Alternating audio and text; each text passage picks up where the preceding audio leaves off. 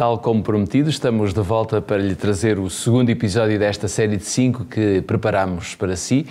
Este episódio será tão importante quanto os outros porque estamos com a nossa Bíblia aberta no livro de Romanos e queremos muito aprofundar os nossos conhecimentos e esperamos sinceramente que você também aí desse lado possa ter este mesmo desejo e este mesmo interesse de aprofundar os seus conhecimentos, sobretudo aquilo que Deus deixou para nós e que está escrito, entre muitos outros livros, no livro de Romanos. Conosco, para não variar, vamos ter o pastor Pedro Esteves, que estará à conversa.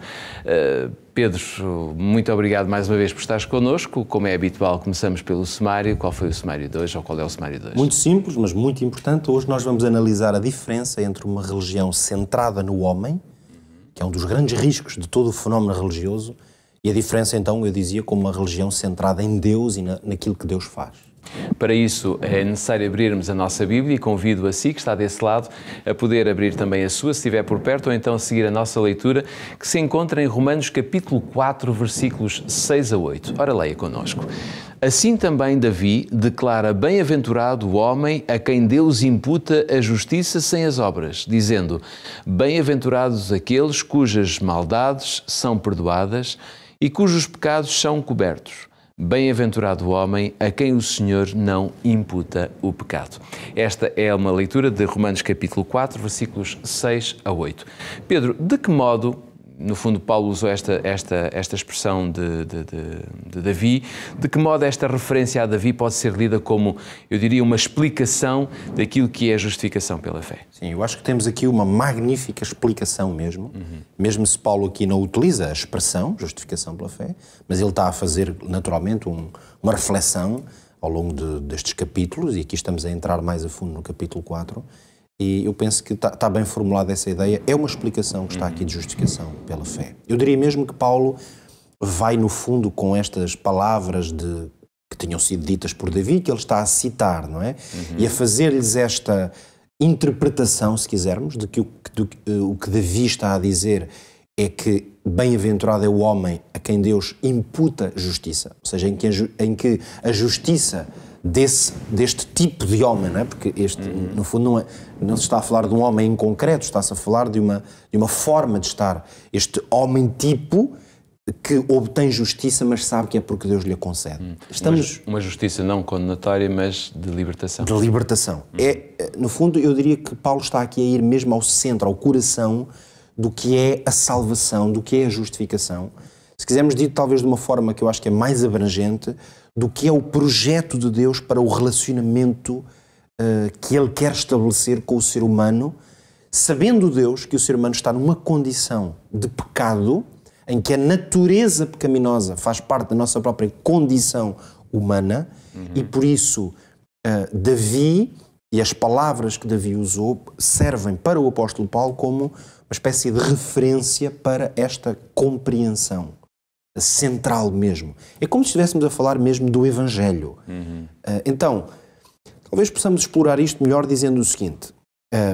Nós sabemos perfeitamente que é possível, e o fenómeno religioso ao longo de séculos tem provado isto, e ainda hoje, no mundo cristão, em muitos dos seus ramos ou ideais, é possível crer que o ser humano pode ou tem que alcançar um determinado padrão, vamos dizer assim, de perfeição ou de santidade, e depois de alcançar esse padrão é que então tem acesso, digamos, aos maravilhosos dons de Deus, como a sua justiça ser concedida, ou mesmo o perdão.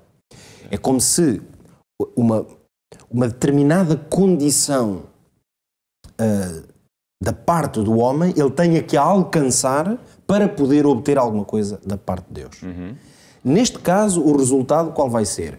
É óbvio que quem tem esta perspectiva do seu relacionamento com Deus e da fé, o que é que vai fazer? Vai olhar para si mesmo, vai centrar-se sobre si, que é para não dizer muitas vezes centrar-se sobre os outros, porque muitas vezes quando nós temos um determinado perfil e visão da religião, infelizmente vem ao de cima o mais natural, que é uma espécie de egoísmo no ser humano, e então a nossa tendência é olhar para os outros, não é?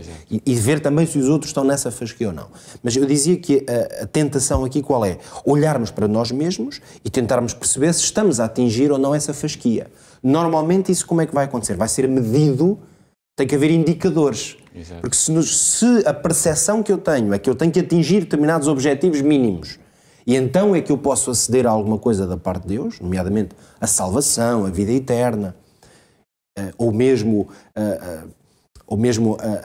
que Deus pare de nos atormentar, por exemplo, isto sabemos que as religiões antigas, por exemplo, tinham muito esta visão de Deus, não é?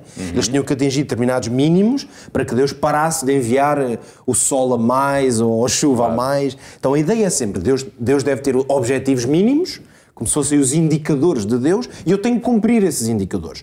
Esta visão da religião e do relacionamento com Deus, o que é que vai produzir? Que eu esteja extremamente focado em mim e nos outros à minha volta para perceber se eu já estou. Esses indicadores podem ser a roupa que eu visto, as coisas que eu como, os atos que eu cumpro. Muitas religiões pelo mundo estão baseadas nesta ideia de indicadores. Basta dizer que a pessoa tem que orar um determinado número de vezes ou cumprir determinados rituais. Estando eles cumpridos, é como se a pessoa estivesse numa determinada condição e, portanto, a pessoa conquistou através das suas obras esse direito, vamos dizer assim. Ora, neste caso, estamos a falar de uma religião que se torna absolutamente autocentrada. Eu trago até aqui uma curiosidade, o que eu creio ser uma curiosidade, é que normalmente esta visão extremamente centrada no próprio ser humano, ela acontece mesmo em religiões ou fenómenos religiosos que normalmente nós vemos até como muito opostos. Mas há uma espécie de regra universal que diz que os extremos normalmente tocam-se, não é? Parecendo que são coisas extremamente diferentes, o resultado deles acaba por ser o mesmo. Então, nota o seguinte, nós temos no mundo religioso exemplos claros de religiões, até hoje em dia muito até filosofias, que estão extremamente centradas na pessoa humana. Normalmente são ideais religiosos ou filosóficos muito relativistas, mas que a ideia de base é que o ser humano tem o poder intrínseco, se concentrar, se respirar. Claro. Quer dizer, se tiver uma capacidade de autoconsciência, autocompreensão. Existem muitas religiões ou filosofias que apontam neste sentido. E nós percebemos que o resultado qual é? Que o caminho para atingir esse estado, seja ele qual for, mas um estado de superação, passa por a pessoa centrar-se em si. É como se o outro, o Deus, o transcendente, o soberano, acaba por não ser o mais importante. Porque desde que eu consiga atingir, enfim, essas normas estabelecidas, então eu estou no caminho certo. Por outro lado, nós temos religiões que no espectro religioso parecem estar no extremo oposto, são religiões extremamente legalistas, centradas no cumprimento de regras, ou até baseadas em sacrifícios que têm que ser feitos, como valores que têm que ser pagos, penitências pessoais que a pessoa tem que fazer. Claro. Isso são formas legalistas. É a ideia de que se eu cumprir determinado trajeto, se eu andar de joelhos, se fôssemos para alguns séculos atrás, as pessoas chegavam-se a flagelar. Exatamente. Tudo isso era para tentar atingir a tal norma. Okay? Noutras religiões pode ser o cumprimento de certos pressupostos éticos, cumprir, fazer, etc. Tudo isto, se repararmos, são extremos que apontam na mesma direção, que é a realização pessoal. Eu sou capaz. E o apóstolo Paulo aqui mostra-nos, através do exemplo e das palavras de Davi, que a justiça é uma coisa imputada. Ou seja, não vem de nós. São estes pecados aos quais Davi se refere, são cobertos. Não sou eu que consigo tornar-me vencedor sobre o pecado. Esses pecados são cobertos. Então, se eu alcançar alguma coisa na minha vida, vai ser sempre por resposta àquilo que Deus fez. Muito rapidamente, como é que nós colocamos tudo isto em prática? Eu diria que aqui temos um apelo para que não nos centremos em nós mesmos. E eu deixo a quem nos ouve e vê neste dia este apelo. Não se considere justo, bom, melhor, não tente alcançar por si mesmo. Também não se considere uma desgraça, que para si já não há solução. Simplesmente medite naquilo que Cristo fez por si. E pense que a obra que Cristo fez, Ele sim, foi tão vasta e tão maravilhosa que isso lhe dá acesso à salvação, ao perdão, à reconciliação com Deus.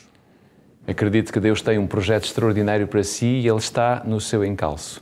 Nós também queremos continuar a estar consigo e por isso marcamos encontro já no nosso próximo episódio para que continuemos esta temática tão rica, tão profunda e que pode ajudar à edificação da nossa fé. Até lá.